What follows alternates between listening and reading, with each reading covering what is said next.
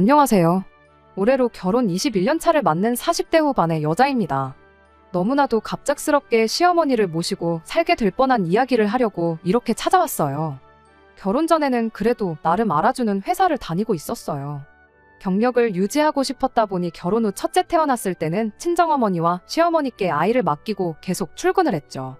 그런데 곧바로 둘째가 생기면서 하는 수 없이 예정일까지만 출근을 하다가 결국 직장을 그만두게 되었습니다.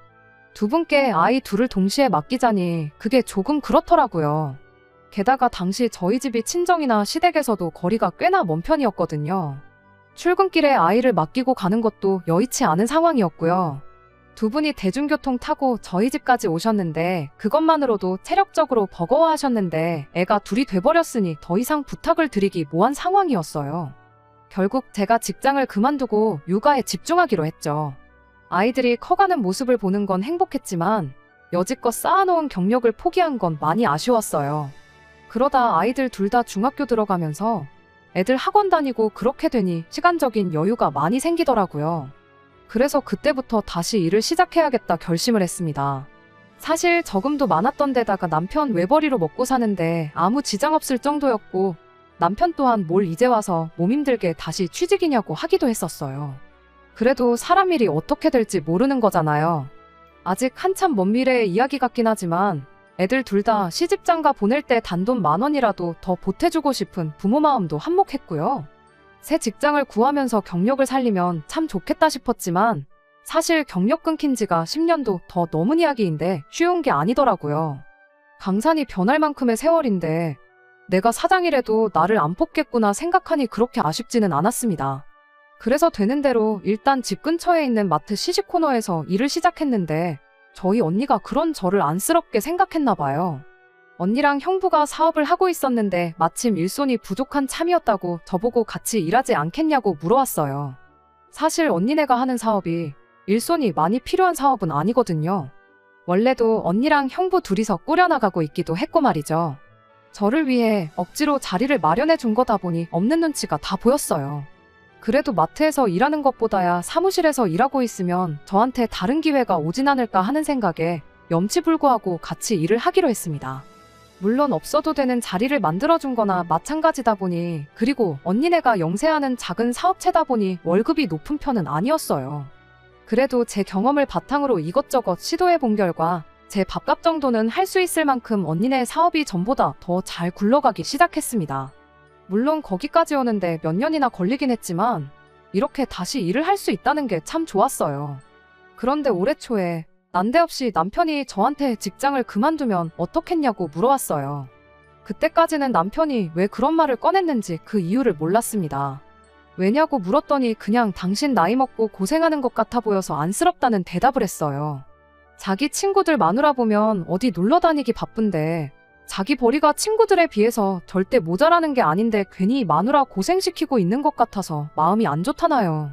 솔직히 그 말만으로도 기분이 좋았죠. 남편이 나를 이만큼이나 위해주고 걱정해주는데 기분 안 좋을 사람이 어디 있겠나요. 하지만 남편한테는 그 마음만 받겠다고 했습니다. 지금 이렇게 새로운 경력 쌓으면서 일하는 게 너무 행복하다고 전업주부로 살 때보다 100배 1000배 더 즐겁고 언니네 사업도 내가 들어온 다음부터 훨씬 더 잘 되고 있다고 당분간은 이 마음이 바뀔 일은 없을 것 같으니 걱정하지 말라고 했죠. 그런데 알고 보니까 남편이 저한테 직장을 그만두면 좋겠다고 한 게 저를 걱정해줘서가 아니란 것을 알게 되었습니다. 남편이 그 말을 꺼내기 딱 2달 전에 저희 시아버지가 돌아가셨거든요. 아들 입장에서 혼자 된 어머니가 엄청 걱정되었을 거라는 건 이해해요. 또 그때쯤 뉴스에서 고령화 사회 이야기하면서 노인 고독사에 대한 이야기도 몇 번 나오기도 했고 남편이 그 방송을 보면서 더더욱 심란해하는 걸 직접 봤기도 하고요. 그런데 저한테 직장을 그만두라고 했던 그 말이 저를 걱정해서가 아니라 시어머니를 걱정해서였다는 건 그로부터 또 1달이 지나서 알게 되었습니다. 우리 첫째가 군대를 가게 되면서 논산에 있는 훈련소까지 제가 바래다주게 되었어요. 남편은 회사 일 때문에 일정 조율이 힘들었지만 저는 언니랑 일하고 있었기에 이런 부분에 있어서는 비교적 자유로웠거든요. 아들 입대 전날 저희 가족들끼리 식사를 했어요. 그러다 남편이 논산이면 근처에 대전이 있지 않냐고 조금 돌아가더라도 대전 유명한 빵집 들려서 빵 좀 사와봐라 그러더라고요. 딸아이도 요즘 거기 빵이 유행이라고 새벽부터 줄 서서 사는데 없어서 못 파는 빵도 있다더라 하면서 나도 먹어보고 싶으니까 꼭 좀 사가지고 와달라 관심을 보였죠. 아들은 당장 내일 입대하니까 조금 넋이나가 있었고요. 빵이니 뭐니 그게 다 무슨 소용 있냐는 듯한 표정이었죠. 아무튼 저도 딸아이가 먹어보고 싶어 하니까 조금 돌아서 가더라도 들러서 이것저것 사오겠다고 대답했습니다. 그런데 또 막상 그게 안 되더라고요. 새벽부터 일찍 일어나 2시간 거리를 운전하고 간 게 그렇게 피곤하진 않았는데 아들이 훈련소 들어가는 걸 보니까 마음이 싱숭생숭 하더라고요. 막상 빵 같은 거 챙길 기분도 아니었고요. 딸아이한테 전화해서 빵은 안 사가도 되냐고 물었더니 농담으로 했던 말이라고 나중에 친구들하고 놀러가서 사 먹어도 되니 걱정 말고 빨리 오라 하대요.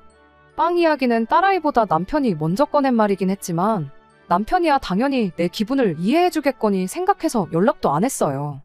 그렇게 원래 예상한 것보다 집에 2시간 일찍 도착하게 되었습니다. 그런데 집에 돌아왔더니 남편이 저보다 먼저 집에 와 있더라고요. 문제는 그 시간이 남편 퇴근 시간보다 4시간이나 이른 시간이었다는 거예요. 여지껏 결혼 생활하면서 남편이 정시 퇴근을 했던 적은 많았지만 단 한 번도 퇴근 시간보다 이르게 퇴근한 적은 단 한 번도 없었거든요. 그런데 4시간이나 일찍 퇴근이라니 이상해도 너무나 이상했습니다. 아니나 다를까 남편도 저한테 왜 이렇게 일찍 왔느냐고 묻더라고요. 대전까지 들리려면 적어도 4, 5시쯤은 돼야 집에 올 줄로만 알았다고요. 그래서 남편한테 기분이 울적해서 그냥 일찍 왔다고 대답했습니다. 평소처럼 저한테 위로 한마디 해줄 줄 알았는데 남편은 잔뜩 당황하고 긴장해서는 저한테 괜찮냐고 묻는 게 아니고 말이라도 한마디 해주지 그랬냐는 말을 하더라고요. 언제부터 빵을 그렇게 좋아했다고 사오기로 한 빵 하나 안 사왔다고 화까지 내나 싶어서 마음이 상했죠. 아무튼 남편한테 무슨 일로 일찍 왔느냐고 물었어요. 일이 일찍 끝나기라도 한 거냐고. 일찍 와도 되는 거였음 다른 날도 아니고 하나밖에 없는 아들 군대 가는 날인데 시간 좀 비워보지 그랬느냐고 한마디 했죠. 남편은 여전히 잔뜩 당황해서는 그런 게 아직 선약이 있다. 집에는 잠깐 준비하려고 들른 거다. 허둥지둥 대답을 하고는 후다닥 현관 밖으로 나가더라고요. 그때는 남편한테 아무런 의심도 없었기에 혹시나 선약이 수략 속이면 내가 태워다 줄 테니까 괜히 차 끌고 나가지 말라고 했어요. 그때까지는 몰랐죠. 그렇게 도망치듯 나간 남편이 설마 집에 시어머니를 모시고 오리라고는 생각도 못했으니까요. 그리고 제 앞에 통보하듯 앞으로 우리 집에서 함께 사실 거란 이야기를 하리라고는 말이에요. 시어머니하고는 사이가 좋아요. 워낙에 어머님이 좋은 분이시기도 하고요. 원래 아이들이 친가보다 외가를 더 좋아한다고들 하는데 저희 애들은 친가 외가 가릴 거 없이 할머니라면 엄청 애틋해할 정도입니다. 군대 간 아들 녀석은 외할머니보다 친할머니를 더 좋아하고요. 저 또한 아이들 키울 때 도움을 많이 받았어요. 회사 그만두고 전업주부 시작한 동안에도 어머님이 한동안 저희 집에 와주면서 저를 도와주시곤 했었거든요. 아버님이 돌아가시고 나서 언젠가 저도 어렴풋이 시어머니를 모시고 살면 어떤가 하는 생각을 가졌던 적이 있을 정도로 저 또한 어머님께 마음의 빚 같은 게 있는 상황입니다. 그런데 문제는 남편이었어요. 어머님을 모시고 온 것도 같이 사는 것도 다 좋은데 가족들한테 상의 한마디 없이 모시고 왔다는 게 문제였지요. 심지어 전날에 아들 군대 간다고 모처럼 내 가족이 다 모여서 한참 대화도 나누고 그랬잖아요. 그런데 어떻게 그거에 관련된 말 한마디 없이 어떻게 하루아침에 시어머니를 집에 모시고 올 수 있는지 그리고 오늘부터 함께 살게 되었다고 통보를 할 수 있는지 싶었습니다. 아니나 다를까 아르바이트 마치고 집에 와 있던 딸이 이게 다 무슨 상황이냐고 묻더라고요. 남편은 네 오빠 군대 가면서 집에 방이 하나 비게 되지 않았느냐고 할머니가 그 방 쓰시면서 당분간 한 집에 지내면 좋을 것 같아 그랬다고 하더군요. 그때 어머님도 상황이 어떻게 돌아가고 있는 건지 어느 정도 눈치를 채셨나 봐요. 하기사 이미 이야기가 다 되었다고 해서 아들 손에 이끌려 따라왔는데 정작 다른 가족들의 반응을 보아하니 이게 무슨 소리인가 하고 있으니 일이 어떻게 돌아가고 있는 건지 눈치를 못 채는 게 이상한 상황이었죠. 그 와중에 시어머니가 저한테 물으셨어요. 나 들어와서 산다고 직장 그만두기로 했다던데 그건 사실이느냐고요. 제가 그게 무슨 말씀이시냐고 대답도 하기 전에 남편이 먼저 오만상을 쓰고는 선수를 치더군요. 말은 먼저 저에게 일을 그만두면 어떻겠냐고 물어봤을 그때와 같은 말이었지만 이런 상황에 들으니 그 뜻이 얼마나 다르던지 싶었습니다. 제가 걱정된다며 했던 거기 나가봐야 돈 얼마나 번다고 그러고 있느냐던 그 말은 사실 그냥 이참에 직장 그만두고 집에서 어머님이나 모시라는 소리였던 거예요. 친구 마누라들 놀러 다니는 이야기는 또 왜 꺼냈나 싶더라고요. 친구 마누라들도 시어머니 모시고 살면서 펑펑 놀러 나가고 있는 건지 다 물어보고 싶더라고요. 하지만 다행스럽게도 제가 입을 열어야 할 일은 없었습니다. 시어머니가 대번에 남편을 다그치셨거든요. 다 같이 살기를 원한다고 해서 따라왔더니 이건 완전히 말이 다르지 않냐고요. 알고 보니 애초에 어머님도 저희랑 같이 살 생각이 크게 없으셨답니다. 며느리 수발받고 살 생각은 더더욱이요. 남편이 어머님께 전하길 큰애 군대 가 있는 동안 저도 그렇고 딸아이도 그렇고 저도 직장까지 그만둬가면서 어머님과 같이 지내고 싶어 한다고, 그러니 그때까지만이라도 같이 살아달라고 애걸복걸해서 모셔온 거라더라고요. 그런데 막상 집에 와서 보니 저도 그렇고 딸아이도 그렇고 난생 처음 듣는 이야기다 하는 반응을 보니 남편이 당신한테 거짓말을 하고 억지로 모셔왔다는 걸 알게 되신 거예요. 어머님이 딱 잘라 말했어요. 상황 보아하니 가족들끼리 사전에 합의된 것 같지가 않은데 당신 생각이 맞냐고요. 그제서야 남편이 자백을 하더라고요. 혼자 되신 어머니를 어떻게 가만 두고 보겠냐고요. 여전히 저희랑은 그 어떤 말 한마디 하지 않고 어차피 이렇게 된 거 잘 지내보자는 이야기를 꺼내더라고요. 어머님이 싫다고, 내가 무슨 부귀영화를 누리겠다고, 무슨 낯짝으로 며느리 멀쩡히 잘 다니고 있는 회사 그만두게 만들어서 수발을 받고 살겠냐고 하시더니 애초에 같이 살 생각일랑 없었으니 돌아가겠다고 다시 집에 데려다 달라고 하셨어요. 상황이 참 웃기게 돌아가고 있었죠. 어머님도 같이 살고 싶은 생각 없고 저희도 딱히 없는데 남편만 혼자 나서서 시어머니를 모시고 싶다고 하고 있는 상황이었으니 말이죠. 그 와중에 남편은 분위기 파악도 못하고 어머님께 그러더군요. 자기가 봐왔던 TV 프로에서 나온 노인 문제에 대해서 웃기 시작하더니 나중 가서는 고독사 이야기까지 꺼내더라고요. 여태까지 내가 이 자리에 올 수 있었던 건 어머니가 자기를 바른 길로 인도해 주시고 잘 키워주셨기에 그러는 건데, 이번에 효도하면서 그 은혜를 갚고 싶다고 하면서 오신 김에 그냥 같이 살자고 어머님께 애처럼 조르기 시작하는 거 아니겠어요? 어머님도 남편의 발언에 어이가 없다는 듯 실소가 터져서는 한마디 하시더군요. 네 키워준 은혜를 왜 며느리한테 갚으라고 그러느냐고요. 내가 너를 키웠지 얘를 키웠냐고 한마디 하시니 남편이 거기다 대고 시어머니한테 자신있게 부부는 일심동체 아니겠냐고 대답을 하더라고요. 어머님은 대번에 남편한테 아주 말장난을 하고 있다고, 입만 살아서 부모한테 해야 할 효도 마누라한테 떠넘기지 말고 네가 직접 해보라고 했어요. 당장에 회사 그만두고 와서 내 먹을 밥이고 내가 지낼 방 청소고 내가 입고 쓴 옷까지며 이부자리 빨래까지 네가 다 하라고요. 키워준 은혜는 너만 받았는데 애꿎은 고생시키지 말고 말이 그렇게 쉬우면 네가 직접 하라고 하시더군요. 남편이 대번에 자기는 집안 가장으로서 돈을 벌어와야 해서 안 된다고 하더라고요. 거기에 또 어머님이 한마디 해주셨지요.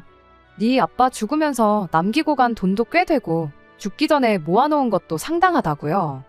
평생 먹고 살 걱정 없게 해줄 테니 어디 한번 네가 모셔봐라 한마디 하시고는 저랑 딸아이한테도 다시 의견을 물어봐 주셨어요. 당신 수발 드는 걸 비롯해 어머님과 관련된 모든 것들은 남편이 회사 그만두고 와서 하는 걸로 하자고요. 그렇게 하면 니들도 불만 없지 않겠냐고 물으셨는데 저랑 딸아이가 약속이라도 한 듯이 동시에 그러자고 대답을 했어요. 그랬더니 남편 표정이 순식간에 안 좋아지더라고요. 어머님이 순간 그걸 캐치해서는 왜 그러냐고, 하기 싫으냐고 했더니 남편이 우물쭈물하면서 대답하길, 내가 뭐 밥을 할 줄 아는 것도 아니고 집안일을 더 잘하는 사람이 있는데 굳이 내가 해야 하느냐 이러고 있더라고요. 어머님은 또 남편한테 한마디 해주셨어요. 니도 어려워서 못하는 걸 왜 남한테 시키느냐고요.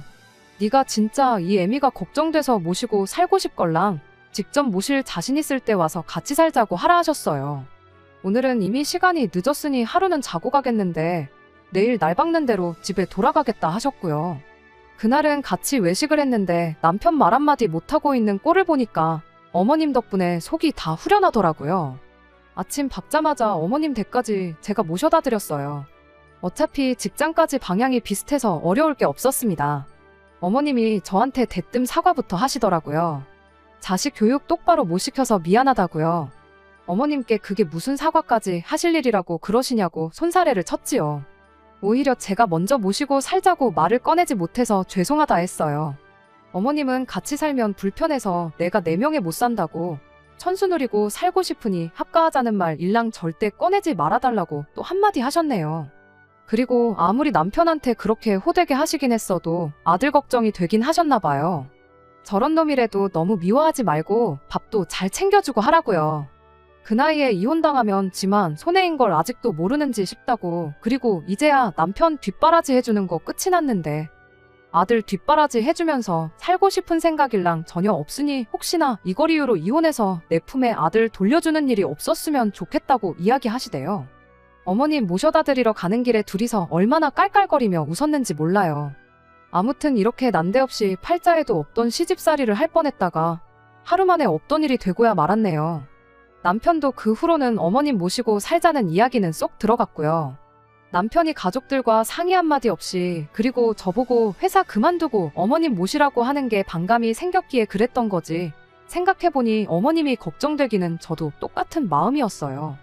그래서 다른 건 몰라도 조금 가까이 사시면 훨씬 더 같이 시간을 보낼 수 있지 않겠나 하는 생각이 들더라고요. 그래서 얼마 전에 어머님 모시고 저희 집 근처에 있는 빈집들 보러 다니고 왔어요. 어머님도 아버님 돌아가시고 나서 혼자 살기엔 집이 쓸데없이 큰 것 같아 이사하고 싶으셨다며 참 좋아하셨지요. 작은 집으로 이사하는 만큼 집 한 돈 차익이 많이 생길 텐데 그 돈으로 며느리랑 맛있는 거나 사 먹으러 다녀야겠다고 하시는데 그냥 말만으로도 감사하네요. 여기에 사연 보내시는 분들 중 합가하자는 시어머니 때문에 고생들 하시는 분들이 꽤나 계시던데, 저는 합가 생각 없는 시어머니 억지로 합가시키려던 남편 때문에 고생했던 게 돌이켜보니 재미있는 추억이라서 이렇게 사연 보내봤어요. 앞으로도 저희 가족들 이렇게 사이좋게 잘 지냈으면 참 좋겠습니다. 두 번째 사연 시작합니다. 안녕하세요. 결혼한 지 햇수로는 2년 차고 이제 1년 반 지나가는 20대 후반 여성입니다. 작년에 시댁에서 김장날 있었던 이야기를 해보려고 이렇게 제 사연을 적어보내게 되었습니다. 10월에 날씨가 이렇게 따뜻했던 적이 있나 싶어요. 이래가지고 김장이나 할 수 있겠나 싶었죠. 저희 시댁 전통이 11월 오면 무조건 김장을 하는 거였거든요. 그런데 너무 날이 따뜻하면 김치가 빨리 익어서 맛이 없다잖아요. 그래서 얼마 전에 시댁에 전화드렸어요. 날씨가 이래서 11월에 김장이나 하겠냐고요. 그랬더니 시어머니가 그러시더라고요. 올해부터는 김장 안 하기로 했다고요. 왜 갑자기 그러시냐 했더니 저 때문이라고 하시는데, 작년일 기억 안 나냐고 하면서 이런저런 이야기를 해주시는데, 이걸 사연으로 적어보면 재미있을 것 같아서 한번 보내보게 되었어요. 다른 건 몰라도 남편이 김치에 대해서만큼은 엄청 깐깐한 편이었어요. 연애할 때부터 어디 식당에만 가면 가장 먼저 하는 게 김치맛부터 보는 거였습니다. 암만 인터넷에 맛집이라고 소문난 그런 곳을 가더라도 김치가 자기 마음에 안 들면 그 식당은 2번 다시 가지 않을 만큼 김치에 까다로운 사람이었지요. 이따금씩 왜 저러나 싶을 만큼 김치에 대한 사랑이 남다른 남편이었는데 그 이유를 결혼하고 나서 알게 되었어요. 시댁 김치에 엄청난 자부심을 가지고 있었거든요. 제가 뭐 대장금도 아니고 미각이 그렇게 뛰어난 사람은 아닌데, 솔직히 저도 맛있는 김치, 맛없는 김치 정도는 구분할 수 있지만 제 입에는 김치 맛이 어느 정도 수준을 넘어가면 솔직히 다 거기서 거기라고 생각하거든요. 그리고 제가 느끼기에 시댁김치는 그냥 평범하게 맛있는 김장김치, 그 이상도 그 이하도 아니었어요. 일전에는 남편이 시댁에서 2년 숙성시켰다는 묵은지를 가져왔었습니다. 그날 돼지갈비 사다가 찜해 먹었는데 정말 맛있게 먹기는 맛있게 먹었어요. 그런데 솔직히 제 입맛이 무뎌서 그런 걸 수도 있지만 밖에서 파는 거랑 그렇게 큰 차이는 안 나더라고요. 뭐 밖에서 파는 게 조미료를 때려 넣어서 그랬다느니 그러면 할 말 없지만, 묵은지라고 해서 엄청 고기 맛이 더 좋아지는 것도 아니고 국물이 더 시원해지는 것도 아니었어요. 왜 그렇게 김장김치에 자부심을 가지고 목을 매는 건가 그런 생각을 했는데, 세상에 맙소사, 알고 보니 시댁 김치가 고조할머니 때부터 대대손손 전해져 오는 120년 전통의 레시피가 있어서 그런답니다. 그 사실을 결혼하고 한참 지나고 김장철이 다 돼서야 알았어요. 전통 방식의 김장을 해야 한다며 저보고 회사에 3박 4일 휴가까지 내라길래 세상에 이게 무슨 일인가 싶었습니다. 남편한테 무슨 김장을 3박 4일 동안 하느냐고 그냥 우리는 김치 안 먹고 밖에서 사서 먹으면 안 되냐고 했는데 시댁에서는 김장이 엄청 큰 행사니까 절대 빠지면 안 된다고 하더라고요. 3박 4일 김장하는 집이라고 결혼 전에 말을 했어도 그것 때문에 파혼을 하거나 하지는 않았을 텐데 얼마나 힘들길래 그걸 결혼 전부터 숨겼고 왜 이 사실을 결혼하고 나서도 한참이 지나서야 말해주는지 싶었습니다. 김장하는데 대체 뭐 때문에 3박 4일을 하는가 싶었는데 배추 절이는 것부터가 시작이었어요. 당연히 편하게 절여져 있는 배추 사다가 할 줄 알았는데 거기서부터도 120년 전통의 비법이 시작되는 거였습니다. 온 집안 식구들이 나눠 먹을 거라서 배추만 해도 400포기나 되었어요. 난생 처음 보는 김치 공장급 스케일에 넋이 나가더라고요. 그런데 보자 하니까 아주 어이가 없었습니다. 저희 말고도 다른 시댁 식구들 전부 다 시댁에 와 있거든요. 시고모님들은 출가 외인이라고 김장날 안 오는가 싶었고요. 그런데 일하는 사람들은 보니까 전부 여자들 뿐이었습니다. 배추밭에서 배추랑 무 뽑아오는 건 다 같이 하긴 했어요. 그런데 배추 절일 때 보니까 그건 저를 포함해서 시어머니, 시숙모님들만 죽어라고 그 힘든 일을 하고 있었어요. 남편은 물론이고 시숙님들 시아버지 또한 도와줄 생각일랑 안 하고 작년에 묻어놓은 김치 꺼내다가 한참 일하고 있는 저희들 옆에서 고기 구워 먹으며 술 먹고 노래하고 떠들고 아주 놀고 있더라고요. 도무지 이해가 안 돼서 이게 무슨 상황인 거냐고 물어봤어요. 왜 힘쓰는 일을 하는데 남자들은 놀고 여자들만 일하고 있냐고요. 그랬더니 어머님이 말하기를 이게 집안 전통이랍니다. 이 집구석 김장 레시피는 대대로 며느리들이 물려받아 왔다고 다음에는 제가 물려받게 되는 거니 처음이라고 해서 대충 할 생각 말고 똑바로 보고 배우라 하시대요. 아니 그런데 도무지 이해가 가지를 않더라고요. 레시피를 며느리들이 이어받는 거야 그렇다 쳐도 배추 절이는데 레시피가 뭐가 필요해요. 김치속이라면 또 모를까. 밑동 갈라놓은 배추에 소금 뿌려서 소금물에 담궈 놓으면 끝나는 거 아니겠어요? 밑동 갈라놓는 게 정교한 칼질을 요구하는 작업도 아니고 배추 400포기면 또 얼마나 무거운데 그것부터 집안 남자 식구들은 아무것도 안 하고 있는 게 어이가 없었죠. 그래서 배추 절이면서 가까이 있던 시어머니한테 한마디 했어요. 고조할머니가 좀 치사한 분이셨던 것 같다고요.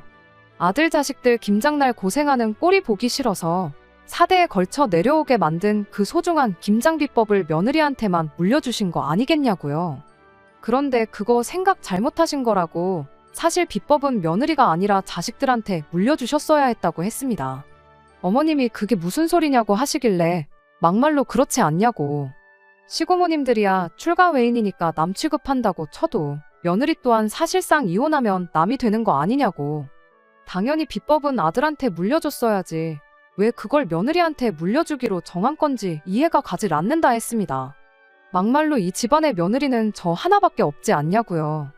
말인즉슨 유일무이한 며느리인 제가 이 비법을 물려받는 건 안 봐도 비디오인데 이 김장 비법을 물려받는다고 한들 그게 뭐 엄청난 벼슬인가 싶고 그리고 저 혼자서 400포기 담을 생각하니까 벌써부터 머리가 아프다고요.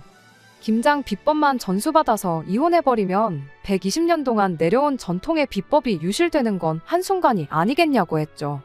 시어머니 앞에서 이혼 이야기를 꺼내는 게 좀 되바라진 모습 같긴 했지만 말이 그렇다는 거지 당장 이혼을 한다는 이야기는 아니었으니 어머님도 딱히 뭐라고는 안 하셨어요. 그런데 제 이야기 들어보니까 시어머니는 물론이고 시숙모님들도 그렇구나 싶으셨나 보더라고요. 어머님 때야 이혼이 큰 흠이 되니까 생각을 못 하셨을 수도 있겠지만 저희는 아니잖아요. 무엇보다 제가 꺼낸 말 중에 아들 자식 편하게 해주려고 며느리한테 비법을 물려준 거 아니냐는 말이 다들 와닿으셨나 봐요. 생각해보니 그렇다고. 당신들이야 그동안 또 당신들 윗세대 시어머니랑 시숙모들이 하는 거 봐왔고 여태 해왔다 보니 이게 당연한 거구나 싶으셨다고요. 그런데 막말로 따지고 보면 이 집 구석 김치를 하는 건데 정작 이 집 사람들은 김치에 밴댕이젓이 들어가는지 갈치젓이 들어가는지도 모르지 않냐고요. 그 말 듣고 제가 옆에서 한마디 거들었어요. 100번 맞는 말이라고. 지금 당장 우리가 배추를 소금이 아니라 설탕에 절여도 우리가 맞다고 하면 비법도 모르는 사람들이 뭐라 할 수나 있겠냐고 한마디 했죠. 그때부터 다들 스물스물 내가 이걸 여태 왜 해왔지 하는 분위기로 바뀌기 시작했어요. 기세를 몰아서 그 길로 제가 총대를 메고 김장 파업에 돌입했습니다. 갑자기 일잘하던 사람들이 단체로 안 하겠다고 하니 남자들이 이게 무슨 상황인가 하는 표정이었어요. 시어머니가 필두로 나서서 배추 절이는데 비법이 뭐가 필요하냐고. 이 집 남자들 앞으로 김치 먹고 싶으면 김장을 도우라고 한마디 크게 외치시더라고요. 그랬더니 아버님이 배추 뽑아오는 거 도와주지 않았느냐고 하시더라고요. 어머님은 거기다 대고 그건 우리도 똑같이 다 했다고 뽑아만 오면 다냐고 고래고래 소리를 지르셨고요. 아버님이 어머님한테 뭘 잘못 먹었냐고 한마디 하시는데 어머님이 뭘 잘못 먹긴 잘못 먹냐고 여태 배추 절이느라 저녁도 똑바로 못 먹었는데 옆에서 작년김치 꺼내다가 고기 처먹은 게 누구냐고 한마디 하시더라고요. 순식간에 상황이 역전이 돼서 남자들은 초상집 분위기, 여자들은 축제 분위기였어요. 저희도 아버님들이 했던 것처럼 똑같이 옆에서 묵은 김치 꺼내다가 고기 구워 먹고 저희들끼리도 한 잔씩 하고 왁자지껄 떠들고 놀기 시작했죠. 그래도 남편이라고 다들 걱정은 되었는지 잘하고 있는지 한 번씩 가서 봐주고 도와주고 노하우도 알려주시고 그러더라고요. 나중엔 답답했는지 어느샌가 온 가족이 달라붙어서 하고 있었어요. 그리고 다음날 아침에는 아예 업무 분담을 해서 속전속결로 끝내기로 했어요. 한 팀은 김치 육수 내고 한 팀은 양념 재료 준비하고 남자들은 절여놓은 배추를 말리고 다 같이 하니까 금방 끝난다고 엄청 좋아하더라고요. 다음 날이 돼서는 김치속 만들어서 버무리는 작업에 들어갔어요. 이 또한 이내전술로 달라붙으면 금방 끝날 일인 게 눈에 보였지만 이번엔 어머님, 시숙모님들한테 도와주지 말고 남자들만 한번 해보게 하자고 했어요. 얼마나 번거롭고 힘든 일인지 알아야겠냐고요. 남자들은 그런 게 어딨냐며 볼멘소리를 했지만 120년 전통의 비법을 지키고 싶으면 니들부터 배우라는 소리에 꼼짝도 못하고 김치속을 버무리기 시작했죠. 그동안 저는 어머님하고 시숙모님 모시고 읍내에 있는 농협에 가서 돼지고기를 잔뜩 사가지고 왔습니다. 김장 당일날에 또 갓 삶은 수육이 빠질 수가 없잖아요. 일단 평소에 아버님들이 하던 대로 김장하는 거 안 도와주고 옆에서 고기를 삶기 시작했어요. 고기가 다 삶아지고 나서 준비해온 막걸리랑 이것저것 해서 새참을 준비해줬죠. 일하고 먹으니까 더 맛있다며 분위기도 참 좋았어요. 새참 끝나고 나서는 저희도 발벗고 나서서 김치속 버무리는 걸 도왔습니다. 이내전술로 다 같이 달라붙으니 예상한 대로 400포기도 금방이더라고요. 분위기도 전에 없이 좋았는데 저녁이 되니까 어이없는 상황이 발생했어요. 시고모님들이 하나둘씩 와서 김장김치를 내놓으라고 하고 있었으니까요. 하기야 400포기라니 많아도 너무 많다 싶었습니다. 고조할머니가 알고 보니 아들 사랑이 대단한 게 아니고 자식 사랑이 대단하신 분이셨던 거예요. 그렇게 매해 며느리들 부려먹어서 김장시키고 힘들게 담근 김치를 자기 딸들한테 나눠주는 시스템까지 만드셨더라고요. 매해 공짜로 가져가셨지만 올해부터는 안 된다고 김치가 드시고 싶으면 직접 와서 김장을 도우시던지 아니면 김치 10kg에 10만 원씩 내고 가져가시라고 했어요. 대번에 10kg에 10만 원씩 하는 김치가 세상에 어디 있냐고 원성이 자자하더라고요. 그럼 사드시면 되겠네요 하고 올해부터 김장김치는 없으니까 그렇게 아시라고 말했어요. 그렇게 시고모님들한테 받아낸 돈은 어머님하고 시숙모님들한테 똑같이 나눠서 드렸습니다. 고생한 거에 비하면 얼마 안 되는 돈이긴 하지만 이게 어디냐 했더니 다들 좋아하시더라고요. 아무튼 그렇게 제가 시집 오고 나서 첫 김장은 그렇게 끝이 났어요. 올해 김장을 안 하게 된 이유는 일단 날씨 때문에 배추 농사를 완전히 망했다는 게 가장 큰 이유였어요. 그리고 시고모님들도 올해도 김장김치 돈 주고 사가야 되면 자기들은 필요 없다고 그냥 마트표 김치 사서 먹겠다고 했다더라고요. 아버님들도 당장 그날에는 즐겁게 하시는 척 했지만 엄청 고생하셔서 그랬나 올해는 그렇게 고생하기 싫다고 하셨다더라고요. 배추도 직접 기른 배추가 아니다 보니 뭔가 그동안 먹던 김치 느낌이 아닐 것 같다고 올해는 그렇게 김장을 안 하기로 했다는 겁니다. 날씨도 날씨 나름이고요. 120년 동안 한 해도 빠짐없이 했던 김장인데 이렇게 쉽게 안 해도 되는 거였으면 왜 그렇게 며느리를 부려먹어서 꾸역꾸역 했는지 싶네요. 내년 되면 또 어떻게 나오실란지는 모르겠지만 내년에도 호락호락 해드릴 용의가 없네요. 시어머니도 내년에도 잘 부탁한다고 농담처럼 한마디 해주셨고요. 그냥 김장철도 다가오고 해서 지난 이야기지만 한번 이렇게 꺼내보았습니다. 혹시나 여러분들 중에 집에서 직접 김치를 담그시는데 집안 식구 누구든 간에 일손 한번 안 보태고 김치만 먹으려고 하면 따끔하게 한마디 해주세요. 안 도와주면 국물도 없다고요. 끝까지 들어주셔서 감사합니다. 오늘의 사연은 여기까지입니다. 구독과 좋아요, 알람 설정 부탁드리고 더 좋은 사연으로 다시 찾아뵙겠습니다. 감사합니다.